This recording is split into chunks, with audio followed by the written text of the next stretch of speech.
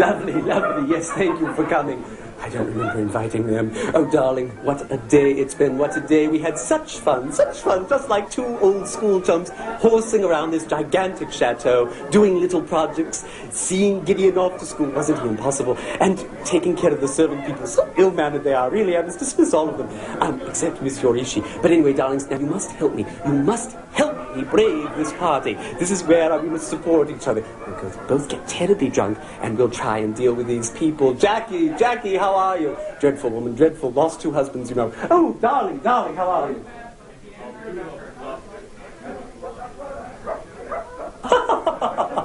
Oh, my goodness, Jerry. I love knock-knock jokes. I simply adore your knock-knock jokes. Dreadful, man, dreadful.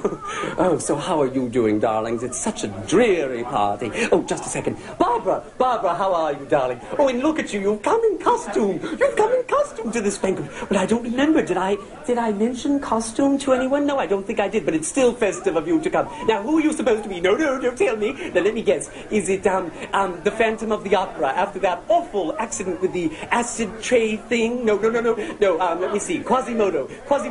No, he was a 30s glamour star. I beg your pardon?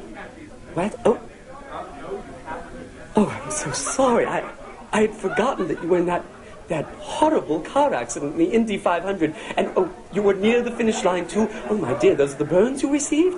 And yet you've done your maquillage so well, so very well. Sally, dear, offer Barbara a martini or some Bactine or something. Enjoy yourself, Barbara. Oh, look over there. It's Margaret, she's an extraordinary athlete. Well, you can tell by those pectorals and her huge deltoids. I mean, you can't conceal those even in chiffon. She was a very good friend of, let me see, Babe Diedrichson. And I emphasize, very, very good friend. Anyway, she's an extraordinary athlete, and she's always inventing all sorts of new things. I believe she's invented a new sport. Can you imagine? It's a water table tennis sort of thing. Let's see. You float wood on a swimming pool, and then with snorkel gear and strange net-shaped paddles.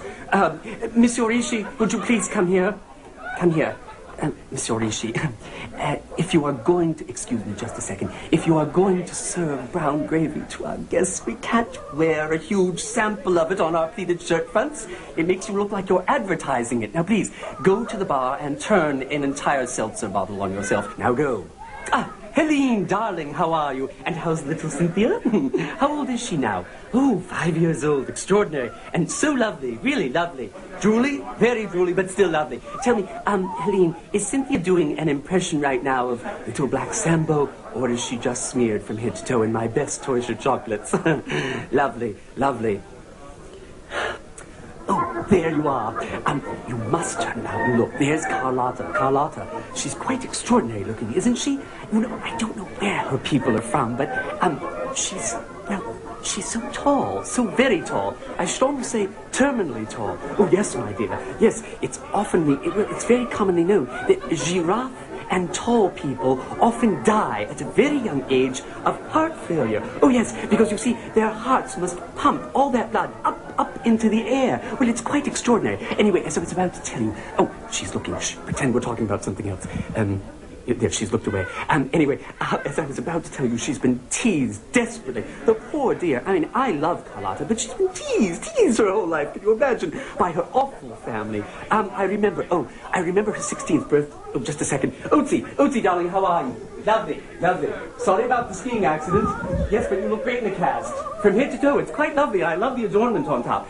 Anyway, as I was about to tell you, where was I? 16th birthday. Oh, yes. Oh, just a second. As I was about to tell you, her 16th birthday. Oh, she's looking again. 16th birthday.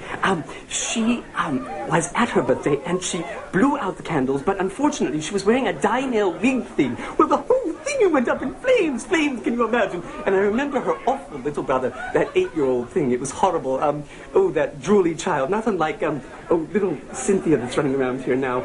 Melted chocolates, you're a rotten little child. Anyway, oh, yes, her little brother, Eunuch or Enoch, it was one of those biblical names. Anyway, Enoch said that she was trying to do a remake of the Towering Inferno. There she was, standing with her hair in flames, can you imagine? Joan, please, she's always taking doorknobs off the doors, I don't know why. Joan, Monsieur Rishi, please watch Joan, she's borrowing things again, darling.